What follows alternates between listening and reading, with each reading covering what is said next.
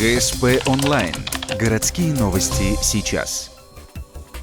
Что вы ответите, если в женской консультации к вам подойдут и скажут, что делать аборт равно быть убийцей? Прихожане Свято-Стефановского храма готовы рискнуть, задавать острый вопрос регулярно, на официальных началах. При храме создают социальный центр, который должен помочь женщинам сделать выбор в пользу сохранения жизни. В храме подчеркивают, что не подменяют функции медиков, а предлагают другой взгляд на ту же проблему. Моя задача как священнослужителя показать, что то, что сегодня в тебе, это не просто часть тебя, это отдельная душа, это отдельное сердце, это отдельный человек.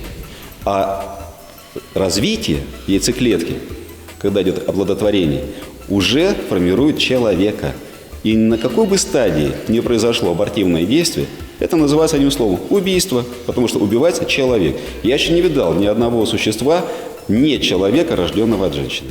С мая инициативные прихожане уже проводили часы в женской консультации, предлагая на свой страх и риск обсудить женщинам их проблемы. Порядка 5 роженец решили сохранить ребенка. С октября инициативу узаконят. Оформить это хотят как некоммерческое партнерство. Задача службы – адресная помощь, психологическая, а если надо, то и материальная. При этом под крылом службы объединят 2 благочиния – Ухтинское и Удорское. 11 октября инициативу обсудили с епископом Сыктывкарским и Воркутинским Петеримом. Столичный гость ответил на вопросы прихожан.